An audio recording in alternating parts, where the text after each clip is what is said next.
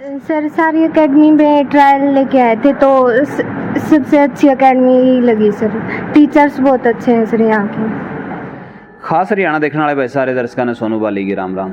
ओम academy Jind में हाँ, जहाँ पर एनडीए की, एयरफोर्स की, नेवी की और 10वीं के बाद में बीएससी एग्रीकल्चर की तैयारी करवाई जावे है। तो नवनीत जी हमारे साथ में हैं जो ओनर हैं यहाँ के, और काफ़ी लंबा अनुभव रहा है, काफ़ी अचीवमेंट रही हैं। उन्हीं सब का ऊपर आप बातचीत करांगे और इस तरह अलग के कुछ जो बच्चों के लिए प्रोवाइड करवाया जावा है तो क्या कुछ है, सारी बातें आप करांगे। राम राम जी। राम राम भाई। वाली अकेडमी है वाली भाई, या जींद की पहली अकेडमी है जहाँ 10वीं के बाद तैयारी कराई जावा प्रॉपर। और क्योंकि जो बीएससी एग्रीकल्चर की आपने बात करी है, इसके लिए बच्चे अपना जींद से बाहर जाया करते कोचिंग लेने के लिए। जो बाहर की अकेडमी थी 60-70 हज़ार रुपये उनकी फीस थी, फिर हॉस्टल का खर्चा था, तो काफ़ी महंगी पड़ी थी। तो हमने ये कदम उठाया है, तो जींद की पहली अकेडमी बनाई है जो 10वीं के बाद ही तुरंत तैयारी कराया है बीएससी एग्रीकल्चर के लिए। और जैसे आपने बात करी एनडीए के बारे में, तो एनडीए में अगर बच्चा तैयारी कर रहा है तो 12th के बाद अपना कम टाइम मिला है तैयारी करने का, 1 ही साल मिला है। तो उस टाइम में बच्चा प्रॉपर तैयारी कर नहीं पाता, इतना तैयारी करा है इतना उसकी एज निकल जाए। तो हमने सिस्टम क्या स्टार्ट किया, क्यों ना बच्चे को 10वीं के बाद ही तैयारी शुरू कराई जाए। अगर बच्चा 11वीं 12वीं के साथ साथ डेली 2 या 3 घंटे एक्स्ट्रा देगा तो उसमें सिलेक्शन होने के चांसेस बहुत ज़्यादा हैं। और हम बिल्कुल गारंटी ले इस बात की, हम 100% बच्चे का सिलेक्शन करवाएंगे, मतलब जो एंट्रेंस है 100% निकलवाऊंगे उस बच्चे का। अगर बच्चा हमारे पास 11th-12th के साथ आता है तो एयरफोर्स में और एनडीए में एंट्रेंस होने की 100% जिम्मेदारी है।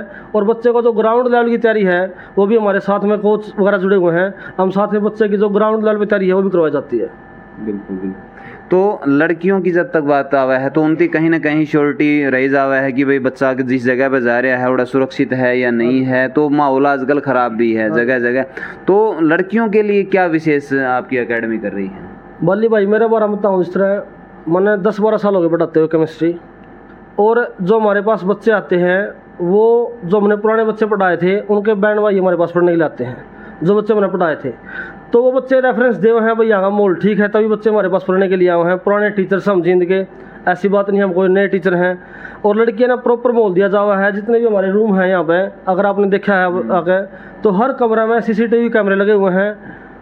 जिस तरह जो स्टाफ हमारा लेडीज़ भी है जेंट्स भी है, एक प्रॉपर माहौल बना रखा है। मतलब लड़कियां ना भी मानस को भी 100% सुरक्षित हैं, घबराने की कोई ज़रूरत नहीं। पेरेंट्स ने निसंकोच पेरेंट्स हमारे पास लड़कियां ने भेज के हैं।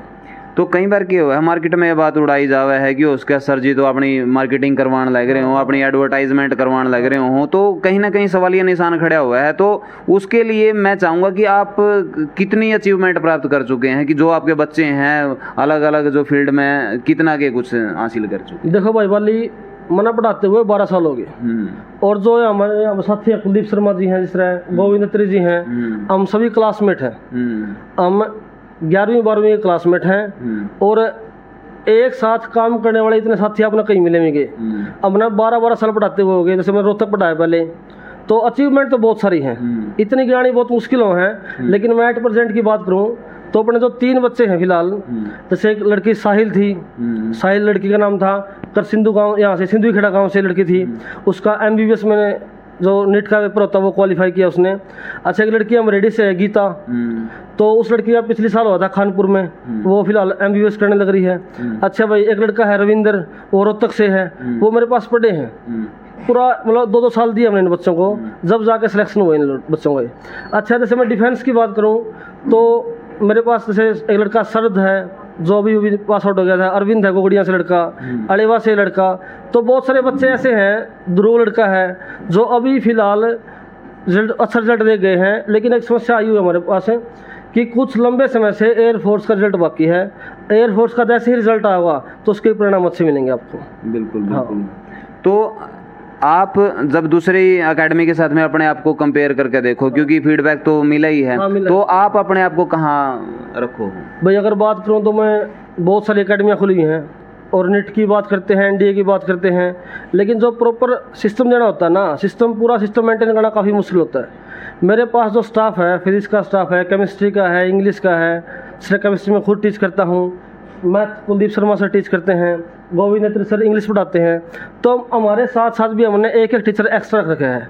हम हर सब्जेक्ट के 2-2 टीचर्स हैं जो सिस्टम को प्रॉपर मैनेज किए हुए हैं। क्लास लेने के बाद हम दोबारा क्लास लेते हैं, कम से कम आधा घंटा की या 40 मिनट की, उस चीज़ को रिवाइज कराते हैं। तो हम बच्चे को रखते हैं, सुबह 8:30 बुलाते हैं उसको, और कम से कम 3 साढ़े 3 तक उसको क्लास देते हैं। ठीक है, तो उसको उसके बाद कहीं जाने की ज़रूरत होती ही नहीं। हाँ। तो आपका जो एकेडमी है या पुराना बस स्टैंड के पास में है, लेकिन ट्रांसपोर्टेशन की बड़ी दिक्कत आवा बच्चों को आने में जाने में, तो उसके लिए आपने क्या कुछ? अब जिस तरह भाई बस स्टैंड उठा है तो ये बात सही है, आपकी समस्याएं आने लग रही हैं। लेकिन जैसे सामड़ो का रूट है, इस साइड आते हैं हम, तो हमने ट्रांसपोर्ट व्हीकल प्रोवाइड कर रखे हैं। कंडला साहपुरा है, यहाँ से हमने ट्रांसपोर्ट की व्यवस्था कर रखी है। तो जहाँ लड़कियों का सवाल होता है ना, तो ट्रांसपोर्ट की पेरेंट्स की पहली होती है, पहला क्वेश्चन होता है। तो ट्रांसपोर्ट बच्चे इकट्ठे होते हैं, हम ट्रांसपोर्ट प्रोवाइड करते हैं, तो ट्रांसपोर्ट की कोई दिक्कत नहीं हमने। बिल्कुल। हाँ। तो आजकल शिक्षा काफ़ी महंगी हो गई है जी। हाँ। तो उनकी कहीं ना कहीं लगा है कि भाई बहुत बड़ा बजट शिक्षा पे चला जावा है उनका, तो क्या ओम एकेडमी उनके लिए यह चीज़ ख्याल रख कर न फीस रखा है कि भाई जो मध्यम वर्गीय जो परिवार हैं या थोड़ा निम्न स्तर पर हैं, उनका जो आर्थिक बजट है वो बिगड़ा है ना? भाई ये क्वेश्चन बहुत बढ़िया क्वेश्चन है आपका। जो हम खुद भी हैं कि मध्यम वर्गीय भी बोल उसका, अब एक गरीब परिवार रहता है, सिंपल भाषा में बोला तो आप, जो हमारी फीस है वो एक स्कूल के बराबर की फीस है, ज़्यादा पेरेंट्स के ऊपर कोई लोड नहीं है। और हम तो बिल्कुल कुछ तो हमने गारंटी बैच बना रखे हैं, जैसे एयरफोर्स का गारंटी बैच है। लोग सीख कर जाते हैं, इशार जाते हैं, 1-1 लाख रुपए फीस खराब करके आते हैं। हम तो बिल्कुल गारंटी लेते हैं इस चीज़ की, भाई हमारे पास फीस देने की ज़रूरत भी नहीं है। अगर बच्चा का सिलेक्शन हो जाए 1 साल पढ़ने के बाद, तो हमने फीस दे दियो, नहीं तो हमने फीस की भी ज़रूरत नहीं है। हम सिर्फ अकेले पैसे के पीछे नहीं भाग रहे भाई, हम रिजल्ट के पीछे भाग रहे हैं। ठीक है, रिजल्ट दे भी रहे हैं, लेकिन थोड़ा प्राइवेट फील्ड में क्या है, संघर्ष ज़्यादा करना पड़ता है, हर साल शुरुआत करनी पड़ती है। तो कोशिश चली हुई है भाई, थोड़ा ये है कि बच्चों को कम फीस में अच्छा मटेरियल दें, अच्छा स्टाफ दें, तो इस पर पूरा काम कर रहे हैं हम। और हमारा जो फीस स्ट्रक्चर है वो नॉर्मल है, हर बच्चा इसको अफोर्ड कर सका है। तो 10वीं या +2 करने के बाद में करियर की बड़ी चिंता रहा है पेरेंट्स ने भी, बच्चे ने भी, भाई किस फील्ड में जावा, के चूज़ करा, कहाँ एडमिशन करवावा, कौन सा फील्ड में स्कोप है नहीं है, तो वो बड़ा चिंता का विषय है। तो उसका बारे में थोड़ा सा आप ज़रूर बताओ।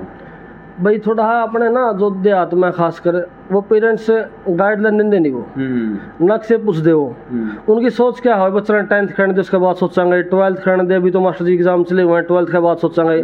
तो वो टाइम जा लिया है। अब कुछ तो जो हरियाणा गवर्नमेंट है वो वैकेंसी कम निकाल रही है, लेकिन जो सेंटर की वैकेंसी है वो चली हुई है। तो अपने पेरेंट्स ने क्या चाहिए भाई, अपना जो घर में आस पड़ोस में पढ़ा लिखा है, या उनके जिन बच्चे जो बच्चे अपने टीचर से पहले पढ़े हुए हैं, उनसे गाइडलाइन लेनी चाहिए। अच्छा, हम भी बैठे हैं भाई, कोई किसी प्रकार की पूछताछ करनी है, गाइडलाइन लेनी है, तो फ्री ऑफ कॉस्ट है, बड़ी एक्सपर्ट टीम है, तो सलाह ले सकें, कोई दिक्कत नहीं है किसी प्रकार की। हाँ जी हाँ। तो मेरे हिसाब से तो लगभग आपने हर मुद्दा का ऊपर बात भी करी है और हर चीज़ को आपने बड़ी डिटेल तक बताया, लेकिन फिर भी पेरेंट्स का मन में अगर कोई सवाल है तो सरजियाँ का और पूरी टीम का जो नंबर है वो आपने डिस्प्ले पे मिल जाएगा।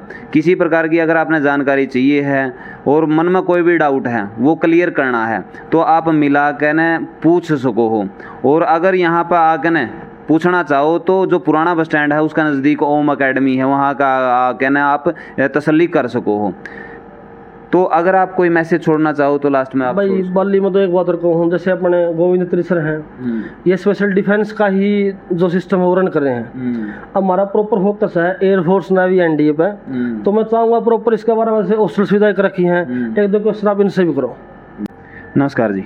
नमस्कार भाई साहब।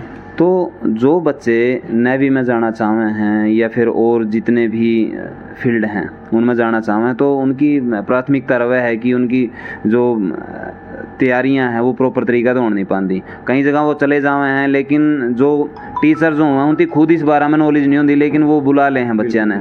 तो इन चीज़ा किस तरह से आकलन करें? देखो, डिफेंस, अगर कोई भी बच्चा डिफेंस में जाना चाहता है ना, तो आपको पता है एंट्रेंस टेस्ट होता ही होता है। दूसरा, डिफेंस में जाने वाले पर्सन कि जो फिजिकल ट्रेनिंग है वो भी होनी चाहिए। तीसरा, जैसे मैं एनडीए की बात करूं, एनडीए में एसएसबी होता है, और अगर मैं एयरफोर्स की बात करूं तो उसमें होता है जीडी, ग्रुप डिस्कशन।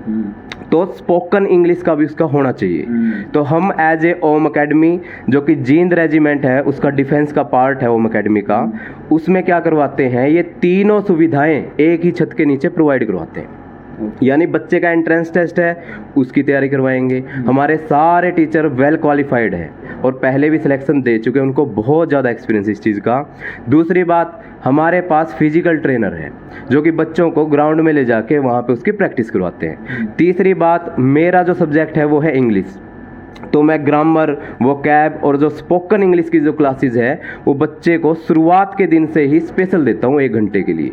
तो जो भी बच्चा आया, चाहे वो शहर का हो, गांव देहात का हो, चाहे उसका 0 लेवल है, वो बोल नहीं पाता हो कोई भी लाइन, लेकिन मैं उसको 0 से उठाता हूँ और 3 या 4 महीने में उसमें इतना कॉन्फिडेंस आ जाता है कि भी वो स्पोकन इंग्लिश करने लग जाता है, वो कम्युनिकेट कर सकता है इंग्लिश में, कोई दिक्कत नहीं।